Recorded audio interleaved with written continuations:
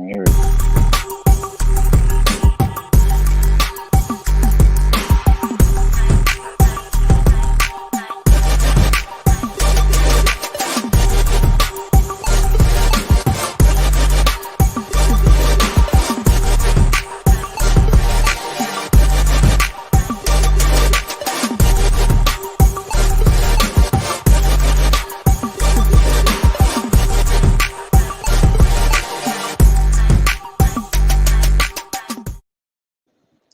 Hey, what's going on, Night Nation? Welcome to the Week 6 edition of the Sons of UCF pregame show, featuring what I thought was Trey Strelko, but I'm not so sure anymore.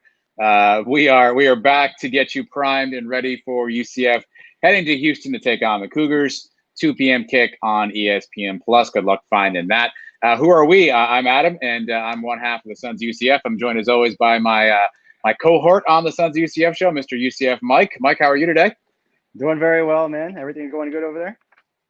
We are good over here, and I think we've rescued this green-faced creature from a cornfield in the greater Rocky Mountain area. I believe this is Trey Strelko. Big reveal. It is indeed Trey Strelko. Thank goodness we were concerned. Trace, welcome back again for another week. My friend, how are you? I am good. That's my reaction to trying to make out which of our players will be on defense today. That's my scared reaction. Yeah, we'll get into that here in just one moment. Again, more particulars about what you're watching here. We go live 1 hour before each and every UCF kickoff game. We are on Facebook, Twitter, and YouTube, so be sure to find us and follow us on there. You can also catch us on UCF podcast. We have 2 shows this week, episode 104, going over the Tulane victory, which seems like a month ago at this point, and a special edition of the 20-year reunion with Schneider, Kruzak, Hinshaw, and Borlegi. You can get the audio version there as well. But you're here today to talk about Houston, and so are we. And the biggest thing to talk about right now, unfortunately, guys, is a bit of bad news. So what we do know now is Antoine Collier was arrested on Thursday morning. Got some charges pending against him. As one would expect, he is not with the team today. There are rumors circulating everywhere that other players are also going to be sitting today. I don't think we have that confirmed yet, as Heupel is not wanting to do. But police videos are out there. You guys can see those if you so choose. Police reports are out there. You can watch those or read those if you so choose. But first things first, it looks like we will be a little bit behind on defense today. So let me start with you, Trace. Obviously these are real world problems that are impacting football games, of course. But what do you make of the latest news coming out of UCF? I think a couple of weeks ago we talked about whether Josh Heupel was losing locker room, and I know certainly a theme over his tenure has been a topic of discipline, and we see that reflected on the field with penalties, 19 in a game, 18 in a game, and a good game is 10 penalties. And now we're starting to see the lack of discipline off the field and a lack of leadership, certainly on the defense. It's very disappointing. I know some of our fans who are very personal and think about these players as if though they were members of their own family are saying kids will be kids, but these are adults and they made adult decisions. It's a game week. They're out in the middle of the night, goodness knows where, and now you have a player arrested, others not likely to play today, possibly suspensions. Not a good look for a program that had its kicker in a scuffle at the end of the game and a loss at Memphis. A week before that, a player throwing a helmet.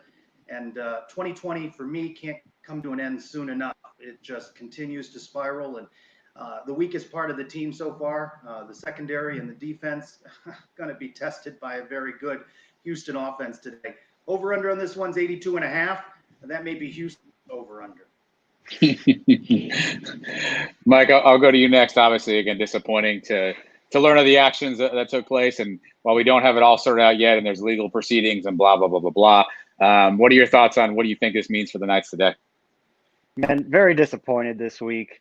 I mean, we've discussed on the show before. When we were in college, we were no saint either. I know quarantining was going to be hard for these kids, keep somebody home all day. But we figured coming into the year that our team was probably best prepared to do that. Little did we know things like this were going on, and just unfortunate circumstances, things that they could have really controlled. You hear all the time, nothing good happens after 2 o'clock in the morning. I don't know what they were up to. Hopefully, I don't know, man. Hopefully this thing all works out for all of them and their futures are not completely ruined over this incident.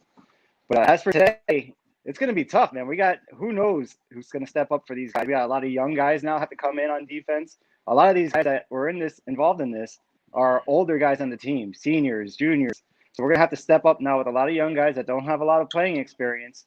You know, some corners now have we've seen a lot of freshmen playing out there in the corners now the last couple of weeks. So, hey, this season now is a building block towards the next year and the year after that. So the more experience these young guys get, the better off we'll be in the long run. We may have to go through some growing pains today and for the next few weeks, but hopefully in the long run it pays off. Yeah, again, a disappointing situation. And more, I'm sure, will be coming out here in the coming minutes. You know, obviously the team is live on the field now doing their pregame, so news, I'm sure, will start to trickle out at who's not on the field, who is on the field. Even if you're on the field, there could be quarter suspensions today. You know, who knows what we're facing from that perspective. But Trace, let's quickly go back. I joked earlier that the Tulane game felt like a month ago. It was what Heupel called the best performance of his team to date. The defense in particular did have a good stretch there where they had a couple of 4-and-outs and forced a couple of turnovers. So there was some positive momentum coming out of Tulane. Do you take anything from the Tulane game that you think can carry over into this week against Houston? Not now, to be honest with you. When you say it feels like a long time ago, it certainly does. Updating for you, Brian Murphy at @spokes_Murphy. Defensive linemen are going through some drills right now. No Kenny Tournier nor Randy Charlton out on the field in warm-up. So as you're starting to see who is not out there. And it's a shame because it probably was the best all-round performance, certainly on the part of the defense. And if none of this had occurred, I would have suggested that perhaps you could have carried some momentum over. But this was still going to be a talented Houston team that was going to challenge the defense. And that gets just so much harder today. So momentum, nah, I don't think there's any of that. It's going to rest on the shoulder of Dylan Gabriel and the talented offense. Can you outscore the other team? It didn't work against Memphis. Mike, from your standpoint, obviously, again, we'll have some young guys coming into play. You know, Trace just referenced if Randy Charlton and Kenny Tooney are not playing, you know, just open up time for Keenan Hester, which is a kid whose name we've heard a lot about. You know, is this the game that Trey Morris brash? I made a joke last week on the show about him being on the side of a milk carton because we haven't seen much from him this year. Is this an opportunity for the guys who are in the locker room right now to say, hey, you know what, screw it, the other guys aren't here, we can't do anything about that. Let's just bound together and put on a good performance. I mean, do you think there's something we can galvanize out of, you know, what might not be the most ideal situation? Yeah, the saying around the team always is next man up. If somebody gets hurt, it's the next man up. If somebody comes down with COVID and can't play, it's the next guy. And now we've got young guys. We've seen a couple young guys come out. Seliskar, in the very first game this season, true freshman, his very first game in college, had a huge game. He needs to come in and have a big game again today. Morris Brash, we've been calling for now for the last 2 years. He was the big-time recruit coming into last season. We saw glimpses last year. Well, now here you go. Maybe he wasn't getting playing time so far this year for whatever reason, practice or whatever. Now he's got to go in there. We have no other choices now. So he's got to step up. This happens sometimes. Replacements come in and play better than the starters. Maybe these guys get Wally pipped here and they never see their jobs back again. And maybe Seliskar and Tremont Morris-Brash are the future at the defense end. Wally Pip reference. Yeah, Mike drops the Wally Pip reference. Well, again, let's not go all negative, right? It's obviously it's easy to focus on where we are here, but let's not let this overshadow a couple things. So number one, the offense, particularly two guys in Dylan Gabriel and Marlon Williams, are just having monster seasons. You know, those guys have performed week in and week out. Trace, what do you expect from the offense today, knowing that the defense could obviously be in flux? What do you need to see today from the offense, or what do you think they need to put up today to help, you know, maybe guide this team to a victory? Well, Houston's strength is its rush defense. Houston's weakness is its pass defense. Well, that plays well for UCF in terms of throwing the ball. Want to see what strides the running game can make and how the offense may mix up a little bit as a result of Houston being strong on defense. The talent is there. We have seen it. They struggled certainly against Tulsa. That was a lucky team to get out with a win against East Carolina on Friday night. They didn't win that game. Well, the referees certainly play a role in that one. And already the AAC saying the officials shockingly erred in the final moments of the game. Of course, there will be 3 times. no ramifications for that. Tulsa rather still walks out with a win. So expect Dylan Gabriel and company to keep doing what worked so well last week against East Carolina, what worked well against Memphis. I mean, to think that we are seeing this sort of offense the last couple of weeks, 600-yard passing games, 5 touchdowns. Does Dylan Gabriel need to do that again this week? I want to go back. I do support Mike's thought there that this is an opportunity for these other guys on the team to step up and say, okay, you guys aren't going to be serious. I'm going to be serious. I'm committed to the, as we like to hear them say, the brother to my left and the brother to my right. And we're going to go out and we're going to ball out and we're going to put on a good show. And these guys are playing for positions, just a couple of games left in a shortened COVID impacted season. An opportunity for them to really make a name for themselves, step up in a big way, but they're going to be tested today. Mike, can we talk about Marlon Williams for a second? He obviously he's a guy that I've long thought was one of my favorite players in the show, or on the team rather. On the show, we talk about it pretty much every year as the breakout player of the year 3 times in a row.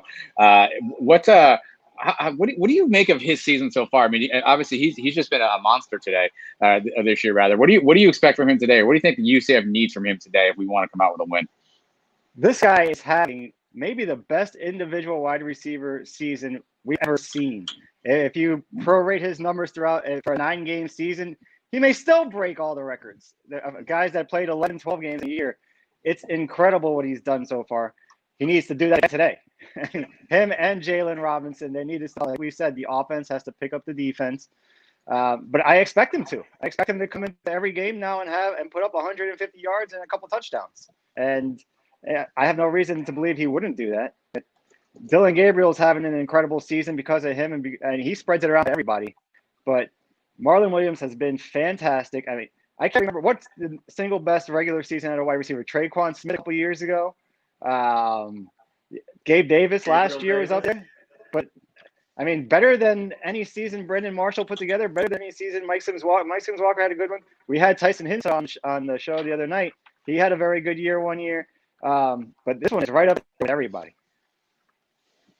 One other thing that stuck out last week, Trace, and I had to double check and triple check and quadruple check and refresh and refresh again.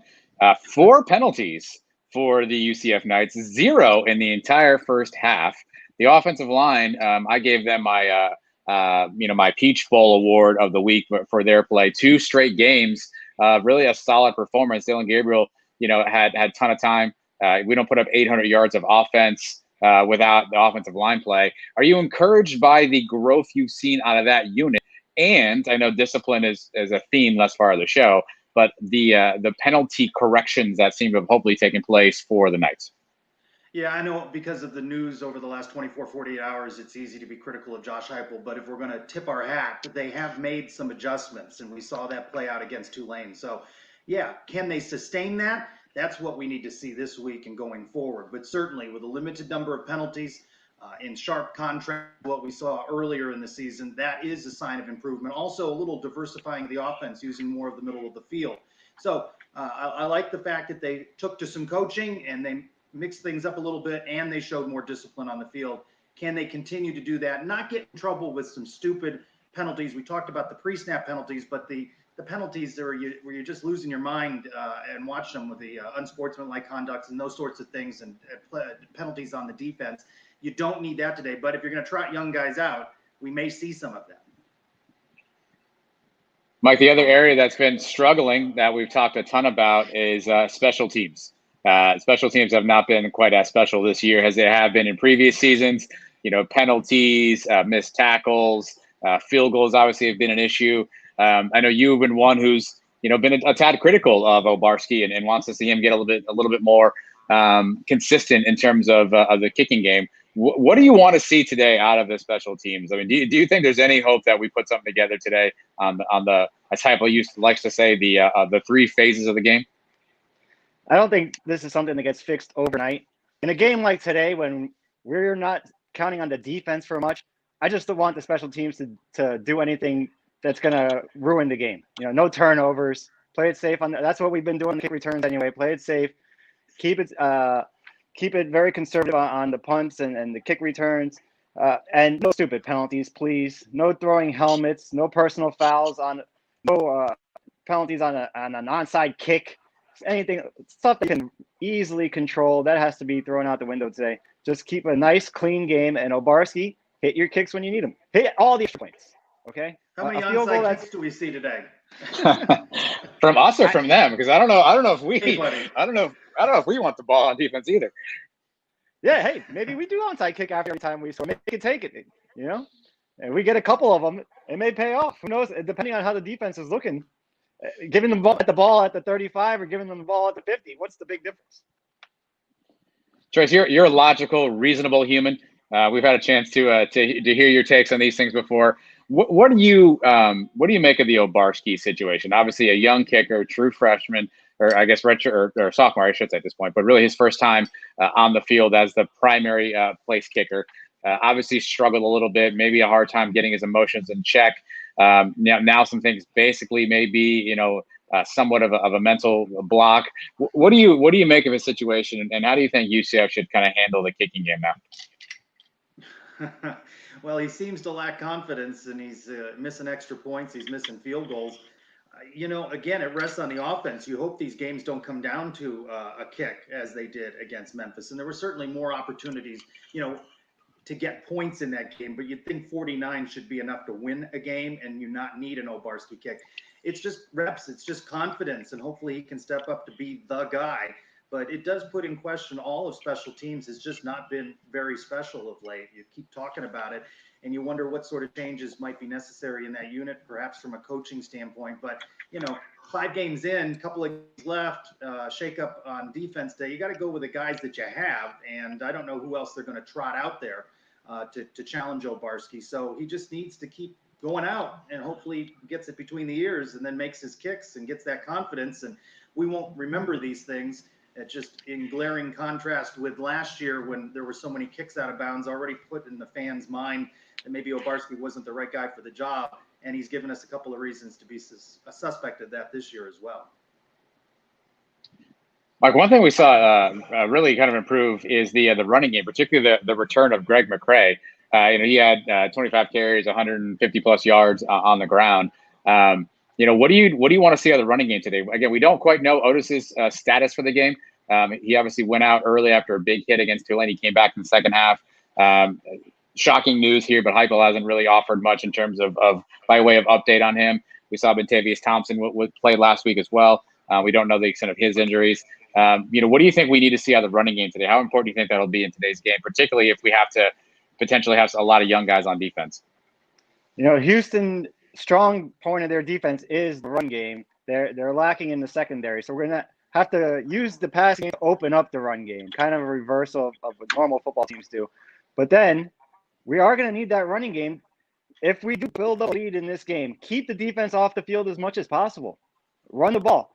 Drain out some clock if we have to. If we get up 2-3 scores in the second half, start burning the clock. I mean, why give them a chance to come back in this game? I understand people don't get away from what we do, but if we saw an 8-minute drive to finish off the game last week, if we can do that, do it.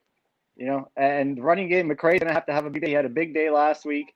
Who knows if Otis is going to be around? I think Otis is playing. I haven't heard anything that says Otis is not playing today. But McCray is a number 1 running back in college football. We have him. Let's use him.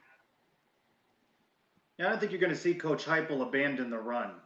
So they're going to need to continue to put those running backs out there. And as Ali O'Connor saying, want to see the running back stay healthy.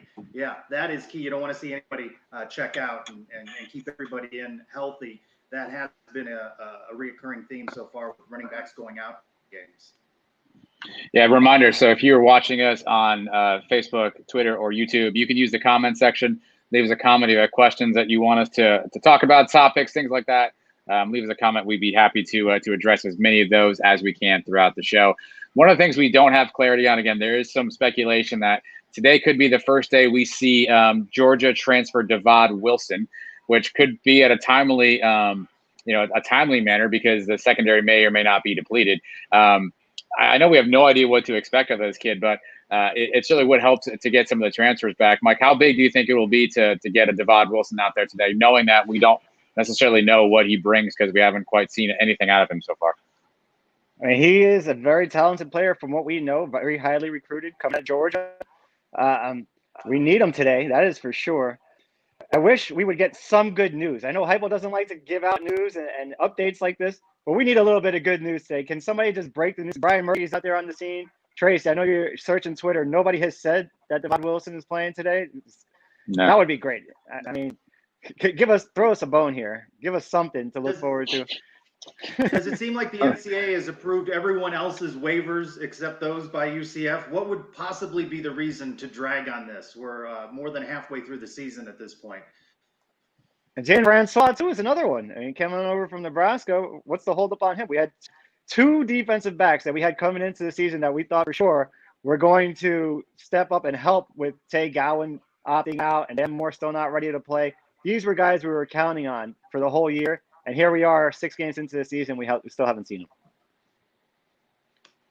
Yeah, the transfer stuff is tough too. I mean, we don't know anything about Devon. I think it's a challenge because, you know, you want to let the kid ease into playing, right? And he's going to be thrust in potentially to a tough situation here, and we're not quite sure, where he's at conditioning wise, how much he knows the playbook, and all that stuff too, Mike. Trace, is there a guy today, knowing that the defense is potentially going to be limited? Again, developing story. If you haven't heard already, there may be a handful of guys who are not playing today. Brian Murphy from the Black and Gold Banneret reporting not seeing Randy Charlton and/or Kenny Tunia out on the field. So we could be shorthanded. Obviously, Antoine Collier, we do not expect to play. Trace, is there a guy on the defensive side that needs to step up today, in your opinion, to maybe cure some of these things? I don't think you can put it on any one guy. I think you're going to need to see several players step up for them to be able to hang on the field with Houston's high offense. So no, I don't think it is any one player. But we talk so much; these games are won or lost oftentimes, right, in the trenches. Can UCF's defensive line get pressure on Houston's quarterback, disrupt their offense? Back to the trenches, back to the line of scrimmage. What can UCF do there? So that's an area that I'm looking to, but I don't think there's any one player. I think this has got to be a collective. It is a team that needs to step up. All of its sums and all of its parts have got to come together today. Mike, how about you? You've got the Midas touch. Last week you said you wanted to see some more out of the D line, and we saw some good play. 5 sacks last week. So maybe you have the Midas touch here. Is there a guy that you want to put the UCF Mike? I'm gonna call it a curse, but the UCF Mike mojo on to see if we can get a good performance out of that person today. Richie Grant. Richie Grant is leader on this defense. He has been for the last couple of years. As far as we know, he wasn't involved in what happened the other night. He's going to be on the field today. Big plays out of Richie Grant. He's a playmaker. He's a turnover machine. Houston's going to be throwing the ball around a lot. Maybe he baits the quarterback into a bad throw and comes up with a big interception at a big time. Yeah, so going to get you reset if you haven't heard already. There obviously are some players who are not expecting to play today. So we will try to update you as much as we hear that stuff. We also don't have a lot of clarity on some of the injured guys. We do know Brian Murphy is also reporting Trey Nixon is not out there with the receivers. So it does not look like we will see any of Trey Nixon today as well. So certainly don't know what we have as we get in there. Let's switch gears a little bit though and go to some of the things in and around the game that people are talking about. Mike, I'll start with you because I know you're a big fan of this. I'm going to say 2 words to you, and I'll let you go from there. Gold pants. I love the gold pants, man. I saw a lot of bad reactions to the gold pants on Twitter and in the dungeon and all that. The gold pants is what we grew up on.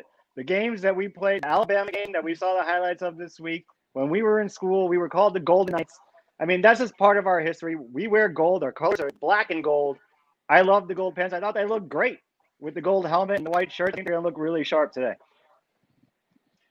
Trace, are you in the Mike camp when it comes to wearing gold pants? Not in personal life, although nothing against it if you want to, by the way.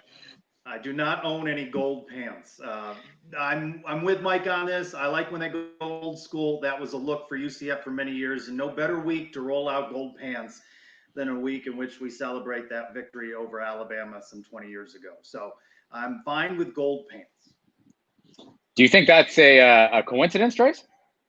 I don't think so. I think they put some thought into that. I don't think they anything together coincidental. I think they think about how these uniforms look on the field in a game at 2:00 and a game in the evening, and as we saw last week with the space game, how that looked as the sun was moving across the field. I think they think a lot about those things. And I think there's a lot of things that we can nitpick about this team, and let's enjoy what we can and not pick on the gold pants this week, for goodness sakes. We're getting some requests for you to get some gold pants in the chat, Trace. I'll let you handle that however you see fit. Yeah, well, that's coming from Libby, so no, surprise there. Thinks I need gold pants. Chris Morazzo actually brings up my next question for you guys. This game is on ESPN Plus, which is a digital platform, obviously not necessarily available on your television unless you have some of those fancy schmancy Amazon, Apple, Roku situations, but it is available obviously over the web. This is our first entree into ESPN Plus. It was part of a new contract Oresco negotiated, in which there will be some games on ESPN Plus. Trace, I'll start with you. Thoughts on being relegated to the Plus for this week? That's the right word. It's relegated. I know so many people talk about the future is streaming and the cord cutting, and I get all of that, but it's no big deal for UCF when it appears on something like the CBS Sports Network. But I think that fans are going to tune out of this game today for many reasons, one of which is they're going to log on soon and click on ESPN3 or something of that nature, look for the game. And then once they find they need to add it to a subscription service and all of that, I just don't think that people are going to do that in the numbers that justify ballyhooing Mike Oresco for this contract. And it is the future. It is where the AAC games are going to be. That's where they're going to put a lot of basketball games. UCF men's basketball hopefully has a better season than projected for 8th in the conference this year. But when you're projected for 8th, it seems like a lot of your games are going to get relegated to ESPN Plus. I'm not a big fan of this. I have streaming services. I have DirecTV. Just how many of these things do you have to have? And all those costs begin to add up. I'm out at my sister's house visiting for the weekend, and I'm hopping on to their bundled package because they have Disney Plus for the kids. So I'll at least be able to watch it, but I'm not sure I'm a big fan of adding it to a big list of things I already subscribe to. But it is the future, whether we like it or not. I just think there aren't going to be many people that see this game today. You know me. I'm borrowing your login for today's game because I still did not subscribe to the ESPN Plus, and I'm going to try to hold off as much as I can. Our Disney thing ends up at the end of December, so eventually I'm going to have to bundle it myself and get it, but I'm holding off, hoping to make it through this football season without actually having to subscribe to it. I don't like it at all. It's the future. Well, we'll use it when the future comes, but right now I want our games on ESPN. I want it on ABC. This whole streaming thing, that's for the birds, man. I'm an old guy now. I want regular network TV. You're 40. You're a man. Yeah, exactly. The future is not now. No. Yeah, bother me in the future, not today. Yeah, it certainly makes it more complex, right, to find ESPN Plus, and we'll see what the turnout looks like. But luckily, one of our guests has arrived, so we will bring in the guru, the dean of UCF reporting. This guy has been around UCF for probably about as long as anybody I can think of, and it's none other than Mr. Brandon Helwig, who is the publisher of UCFsports.com. Brandon, first off, thank you for hopping on today. We appreciate you for joining the show. Yeah, great to be here. It's kind of been an interesting 24 hours or so getting ready for the game and kind of learning about some of the off the field issues that have cropped up. And we're going to see a much different starting lineup when the guys hit the field in about a half hour. Yeah, that was my question. To the extent that you want to share certain things, I know obviously you have some inside sources and you don't want to reveal too much. To the extent you're comfortable, what can you share about what do you know about who's in or who's out today? Yeah, I mean, I think everyone knows first and foremost the guy that's been in the media over the last day is safety Antoine Collier. He was arrested early morning hours of Thursday morning for I guess he had a gun underneath his car seat that he did not have a permit for, didn't have a driver's license either. But he wasn't alone, and I know I started first hearing about that yesterday. That there's other guys in the car with them. There was another carload of guys that were, I'm not sure exactly where they were. I don't want to get into rumor if I don't know it for a fact, but let's just say they were returning to campus between 2 and 3 a.m. on Thursday morning in a game week when they were going to have a practice a few hours later. So that's not really a great situation in and of itself, especially, I don't know where they were, but with COVID and and all that kind of stuff. They're asking guys to be responsible and safe, and I don't know if that is. But from what I'm hearing is that we're looking at 3 additional defensive starters are out for this game, that being 2 defensive linemen, Kenny Tunier, Randy Charlton, and also linebacker Eric Mitchell. We'll see. I mean, that's the rumors floating around. UCF doesn't really announce this stuff. They're not going to promote the fact that, guys have been suspended and are out of the game. I know other players were kind of, I don't know if I want to use the word involved, just kind of out maybe late when they shouldn't have been. I know there's been some videos. I know nightnews.com published the body cam footage from UCF PD. I think they did that overnight. I haven't gone through all of them. I know a lot of other people have, but yeah, it'll be interesting to see. This is a game that was going to be high scoring anyway, and I think UCF might need to score 75 now. Brendan, who's the guys that were stepping into for these guys? Who's starting now at linebacker, and who's starting on corners and stuff? Well, at linebacker, I think you got Eric Gilliard's back. He missed Memphis game, but he was back last game. I'm pretty sure he's involved. I'm pretty sure the young guys, Tatum Bethune and Jeremiah Jean Batista, I'm pretty sure they're involved. I know there's other guys who were kind of out and about with this group of defensive players, so I don't know if there's team discipline, or I'm not exactly sure what's happening, because I know if you're Coach Heupel, Coach Shannon, you can't be happy. I mean, whatever happened to Antoine Collar getting arrested is kind of beside the point. You can't be happy with a group of players out in the middle of the night in a game week. So I don't know if there's more, discipline and might be involved. I know there's other guys, if you watch the videos and you're kind of knowledgeable of UCF players and what they look like and what they sound like, even though it's kind of grainy and dark, you can kind of pick out a guy or two here or there. But the guys I mentioned are the ones that I've heard from multiple sources are not going to play for sure. But I think Derek, just answer your initial question about who's going to play. Derek Gaines, I believe, is going to replace Antoine Collar in the lineup at safety. He had a big game last week and got his first career interception. He'll be involved, but like I said, I'll be very interested just to see in a few minutes to see what a rotation looks like and who's really out there. But I think it's just those 4 if you include Antoine. I think it's those 4 are definitely not playing. I think everyone else is available. Like I said, I'm not 100%, what's going on with team discipline and what have you. So maybe there'll be some other things that pop up. Brandon, funny to see you watching the game from your home. How out of sorts have you felt this football season, not being with the team on the road as you have been for the last 20 years? Yeah, it's been a little bit disappointing. Just, I've pretty much been to almost every game, at least for the last, I'd say, 13, 14 years. Missed a handful here and there. I think 2015, when that season was kind of, totally collapsing with O'Leary, there was a couple late road trips, Tulsa and Temple. I canceled those in November. I wasn't going to bother going to those. But other than that, I've pretty much been to every game, obviously home and away. And I went to Georgia Tech because it was close, but it just didn't make a lot of sense because, what I like to do at a game, is be on the field and kind of, provide, cover the game that way. And then I'm there for the interviews and all that. And now everything's remotely over Zoom. They're not, I'm thankful that UCF allows me to be on the field for the home games, but, I'm not allowed to do that, on the road games. So just kind of looking at everything going on and it didn't really make sense. It'd be kind of difficult to, I want to be as close to the game as possible. I've never been one to, really like being up in a press box.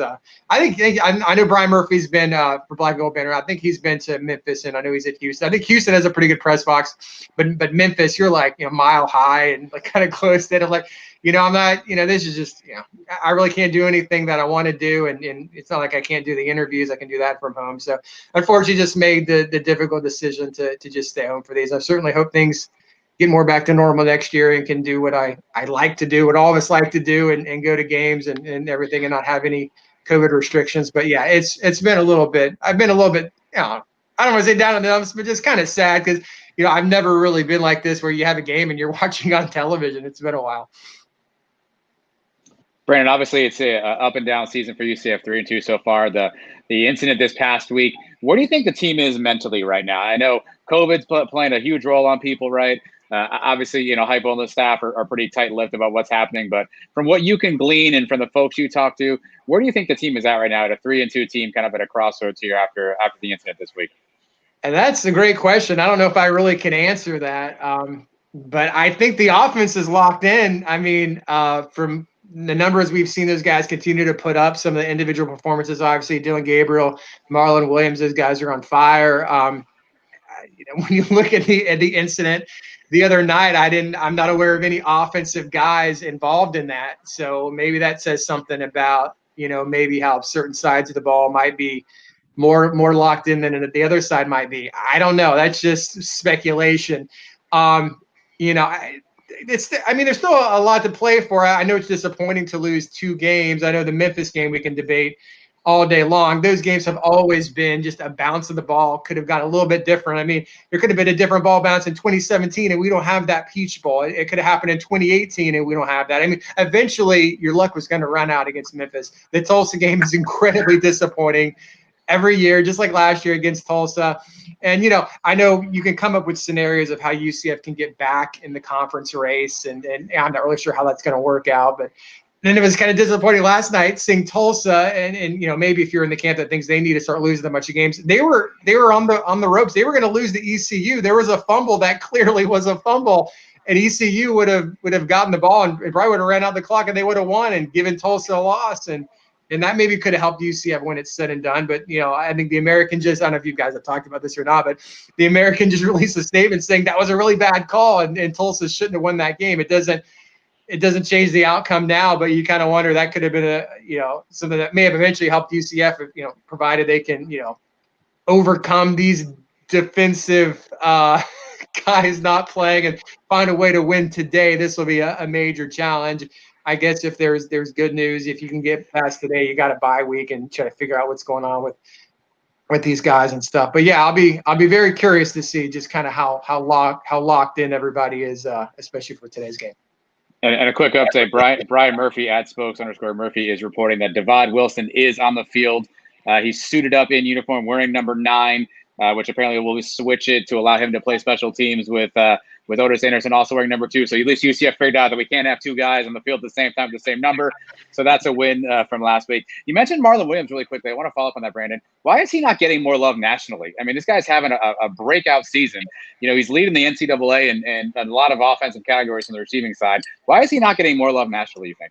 I mean, and you could ask the same question about Dylan Gabriel, just with these crazy numbers. I just have to say that, when you lose 2 early games and you're no longer ranked in the top 25 and said to say you're group of 5, that's just the reality of what's going to happen. I mean, let's say UCF was undefeated or even maybe just had 1 loss. Maybe they would have beat Tulsa and just, like I said, the ball bounced the wrong way in that Memphis game, and that would have been the only loss right now. They still would have been right up there to win the conference, and I think it would be different. I think UCF was still top 25. Those guys would be getting more love, but I wonder it myself, but I think it just has to be that whole group of 5 thing, and the fact you've lost a couple games as far as, college football, media, national media, you're kind of out of sight, out of mind if you're not the UCF of old, going undefeated or at least competing for a conference championship. Brendan, you're a historian like us. You've been around a long time. What's your favorite moment in the Houston series? I'll give you a few options. The 2009 game where we beat them for the first time we ever beat a ranked team, the goal line stand in 2013, or the Brandon Alexander saving the game at the goal line in 2014. I gotta go with 2014. I was on the field and you're just you're seeing who's it? Greg Ward was their quarterback, right? And they're driving down the field and you're like, oh geez, they're gonna win the game and stuff. And you see, I was on the opposite end of the field. I think it happened on the other side. I'm just kind of looking at it straight and I'm kind of like, it didn't really register right away, what the rule was or exactly where the ball bounced, and it took a few seconds. And Jerry O'Neal, famous sideline reporter Jerry was near me, and he kind of comes and grabs me, and that he said that's our ball, because where it fumbled out. I'm like, oh yeah, I guess so. It just happened so fast. You're just kind of wondering. It took like 2 or 3 seconds to really register, that UCF was going to win the game when it looked like you're about to lose the game right there. That was just amazing. And, just other things, I think coming back that next day on the plane, Brandon Alexander's parents were on the same plane. And so it was kind of cool talking to them and how proud and excited they were. Because, Brandon Alexander just had an amazing story of coming up as a walk-on and just kind of earning his way, getting a scholarship, and then not just getting a scholarship, but becoming a really good player, a really key contributor in those years. And I know he went on to play in, Canadian Football League for a few years. So it was just kind of cool, knowing his personal story and kind of how far he had come. And that was just an amazing play. You don't usually see that kind of sequence at the end of the game. So if I had to pick one, although those are great options as well, I would go 2014. Let's go back to the news of the last 48 hours or so. What strikes you most about this? Is it some of the players that involved? Is it the time of night? Is it the incident surrounding it? Because I know it just goes back to a feeling of a lack of discipline, and you wonder where Coach Shannon and Coach Heupel are and being aware of where their team is in the middle of the night. I mean, what strikes you most about this story in 2020 and what has been a tumultuous year as it has been? Yeah, I think it's just the fact that you're in the middle of a game week and you have a practice that's going to come up. I mean, I'm not sure when the guys show up in the building, 7:30 a.m., and you're out between 2 and 3 in the morning coming back from somewhere. And, and you have a game coming up. And I mean, I know it's been really tough with all the things they've asked the players to do just to try to stay safe and not contract COVID. And, I know it's been a really trying time for everybody. And, they're asking guys to limit contacts. They don't even want parents coming by the hotel, like the team hotel, like when you go on a road trip, parents and family would, maybe have time to visit with their sons in the hotel lobby. I mean, they're cutting that out. They're trying to do everything to try to keep what we saw from happening, like we just saw at Florida with a whole bunch of guys testing positive. So, I don't really know 100% where the guys were coming back from, but they were coming back. A large group of at least 8 or 9 guys were coming back from somewhere in the middle of the night in a game week.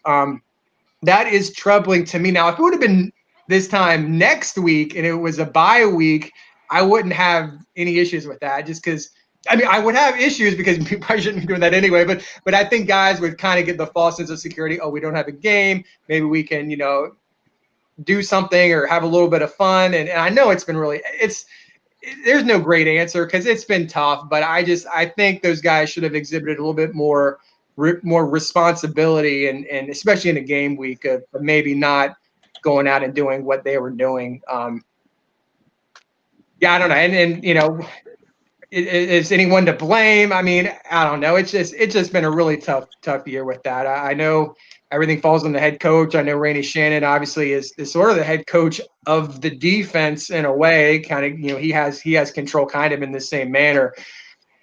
I don't know. It's just not a good look, especially when you see some of the body cam video footage that's come out. I think the Orlando Sentinel just kind of recapped some of the audio that was heard in the video, and that is not a great look right now.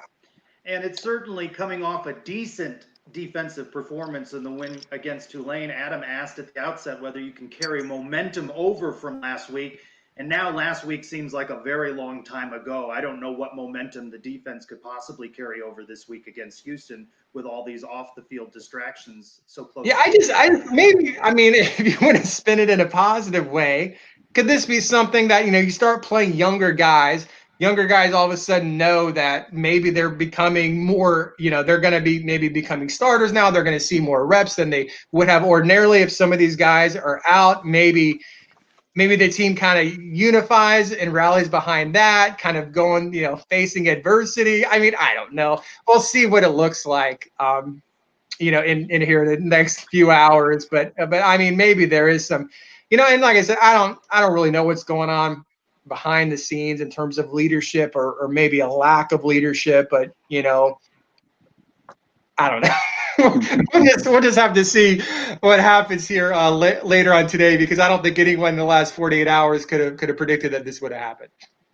Brandon, something else we don't know anything about. Devad Wilson may be on the field, but Jaden Francois, RJ Harvey's been cleared, but Deontay Mark's not cleared. Do we have any idea what the hell is holding up some of the transfer guys and getting on the field this season?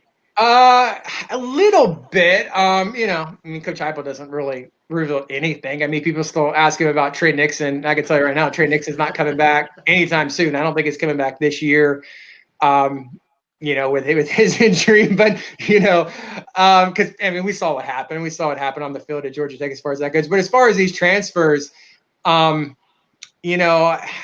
there's been some rumors of maybe previous schools not being cooperative, maybe I would say, in the case of someone who initially went to a frigid state that might be the school where a former UCF coach is the head coach. If that clears it up, and maybe it's a little bit of payback because UCF kind of drug their feet when there was a former quarterback who transferred from UCF to said school. He's not even at that school anymore. He's starting for another team in the same conference. But I mean, there's been some rumors of that, and and I don't, like I said, I don't know. It's not like I know exactly what's going on in terms of kind of rumors and whispers and what have you. I heard that was kind of slowing it down in terms of Jaden Francois. Like I said, Devon Wilson is finally eligible today. He will play. I'll be curious to see how much he contributes and where he contributes, especially now with Antoine Collier out. I think with Deontay Marks, I think I'm not totally sure if he's clear or not. I just don't think from what I understand, he's really not in line to contribute to UCF quite yet, just with the receivers that are already on the field and the travel squad, him getting in here a little bit late. I don't think he would have been playing anyway. RJ Harvey, I think he's contributed mostly on special teams. I think he need to get a carry against ECU or something. I mean, he's traveling and stuff, and it's got in there. But I think of those guys who we talked about in the offseason coming in, I think Devon Wilson was the guy who has the means to contribute the most right away. So I'll just be curious to see what kind of role he has today and the rest of the season. Any word on Parker Boudreaux? We heard a couple of weeks ago that he was traveling to Memphis and he's been on around with the team. Is he playing at all? Is he ready to go? I do not believe he traveled to Houston. I keep on hearing that he's getting close to coming back. I know he posted, I think, a Georgia Tech game. Prior to that, he had some concussion issues. I think he's kind of had that issue in the past, and it's tough. I mean, if that's what it is, because there's all kinds of symptoms and things that come along with it. But I keep on hearing that he's getting close. Any game now, but I guess it won't be this game. I really don't have any clear-cut answers. Hopefully he's on the mend and maybe can contribute. Of course, like there's a bye week coming up, so maybe he can be ready for this final stretch. But I know he's working to get back, and the hope is that he can, come back soon, hopefully. Okay, a couple of rapid-fire things now. Gold pants, where are you? Do you like them? Not really, but it doesn't really matter because they change it up so much. I mean, you got to kind of have to, if they have gold pants, you got to wear them at some point, right? So not really the biggest fan of them, but I mean, they're going to mix them up. They're going to try to have a different combination every game. So, I mean, it doesn't bother me, but they wouldn't be my first choice. If I was getting dressed in the morning and I saw those hanging there in the closet, I just would leave them there. So do you own or have you ever owned gold pants? I don't think so. I mean, unless we want to, it's not khaki beige. No, not gold pants. Mike has joined me in railing against being relegated to ESPN Plus. What are your thoughts on streaming services? The future is here. This is what it's going to be the. We're going to have to accept it. I mean, you look at ESPN, and I know there's been plenty of stories written about how much money they've lost through all this, and this is their new Netflix. This is what they're going to try to force more and more conferences to go along with. I think with some of the existing contracts that were signed a while ago, I mean, it was pretty much stipulated in those contracts, where the games can be placed. But the Americans, obviously, one of their more recent television contracts signed, so they put it in there that we're going to be putting games on ESPN Plus. I think if they could right now, they'd put some Big 10 games on there. They'd put Big 12 games on there. Just whatever they can to get fans to subscribe to another service. That's what, whenever they renegotiate other deals coming up, that's what we're going to see. They want to have, they need a bigger revenue. They need more revenue streams, I guess. And, I don't know. It's the only positive, I think there's a really good chance the Temple game is going to be on ESPN Plus. That's kind of the rumor going around. I know there's a lot of football. Obviously, UCF was the benefactor when Big Ten and Pac-12 weren't playing and got to be on ABC a bunch early in the season. Now all these teams are coming back and playing. So I've heard there's a good chance Temple will be on ESPN Plus. And if there's a positive, maybe that means UCF, I believe, can choose the kickoff time.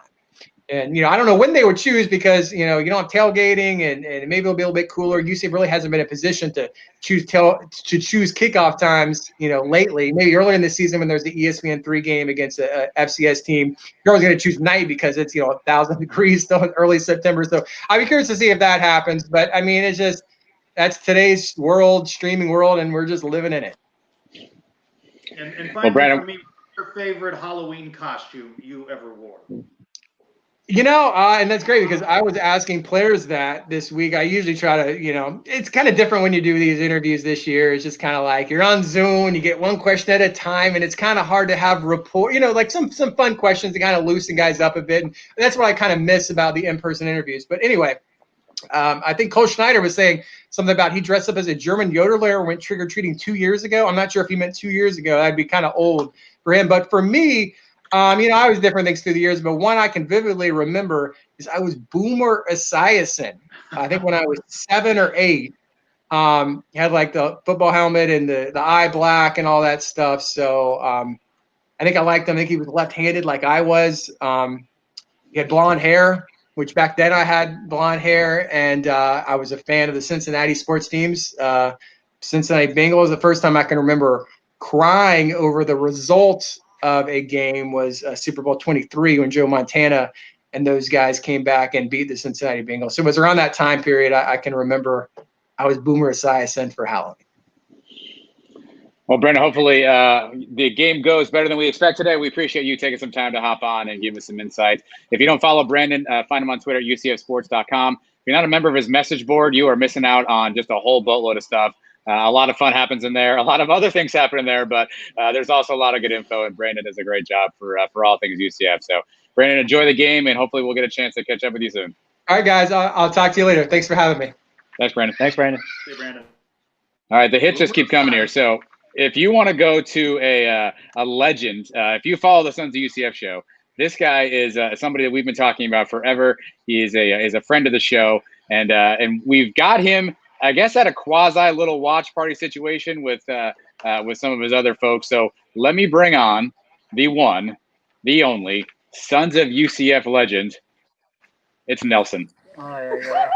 Nelson. Hey, friends. Nelson, what's going on, What's going man? on, Nelson? It's going well. We're having a nice little tailgate situation with the family here. Good weather here in North Georgia, so we're real hopeful for today. How many? What's the Pacifico count looking like so far? In tribute to Hawaii, I'm going with Kona today. I'm having some Kona beer today. Oh, breaking news! Oh, hold on. Okay. I did wear the number 8 though for you, Adam, in tribute to the one on the wall there. Thank you, sir. Thank you. Yeah. Nelson, you were around even for us. I know you watched our special the other night with the Alabama game. What do you remember about that day? Where were you watching that game? Well, like you, I had to listen on the radio. I was in Boston, Massachusetts at the time, so I don't even think I got to hear it. I just had to read about it in the paper. I was way out of range for even listening to it on the radio. But I was a history major at UCF, so yeah, I really appreciated your event Wednesday night. That was great. Thanks. Where are you at on gold pants, Nelson? Do you like them for today? Boo!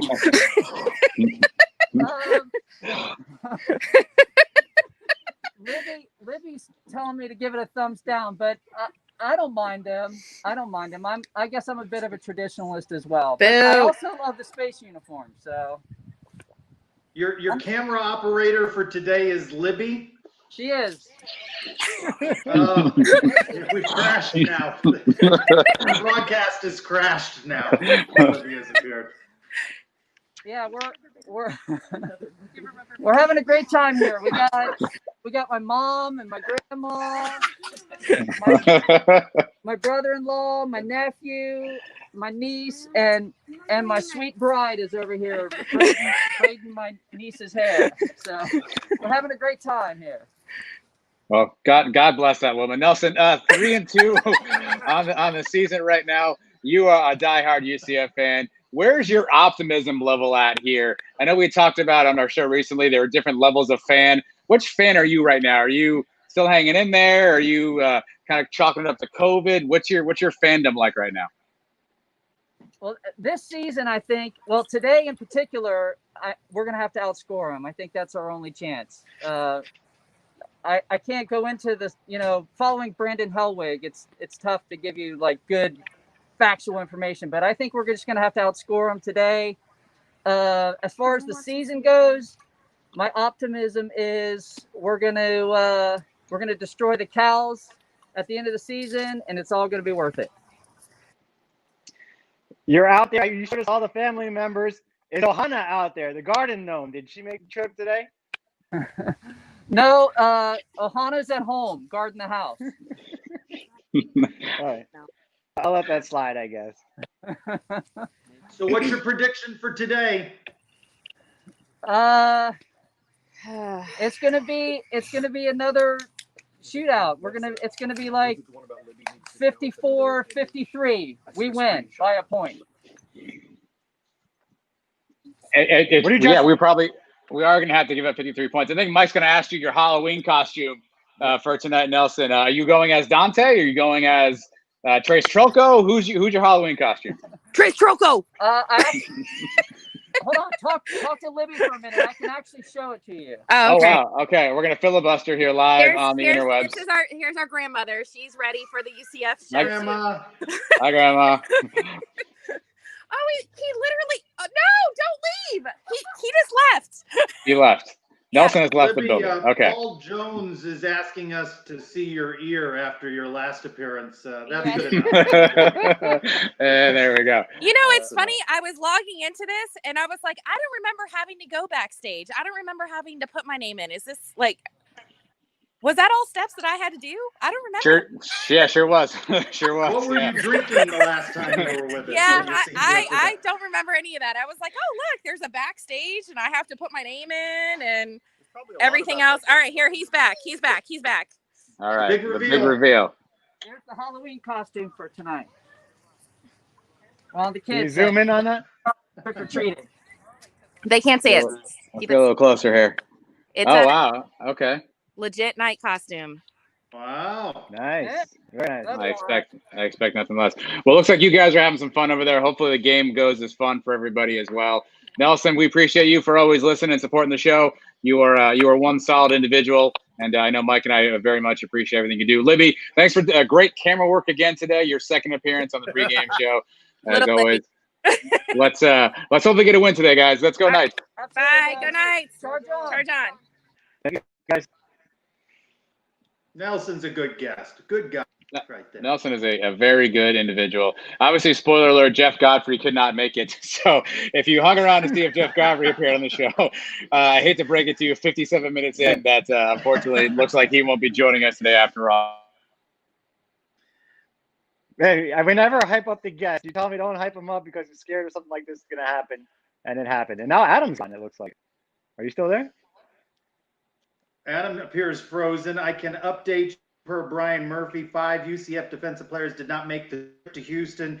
Kenny Turnier, Randy Charlton, Eric Mitchell, Brandon Moore, and Antoine Collier. Gotcha. All right, score predictions. Mike, what do you got?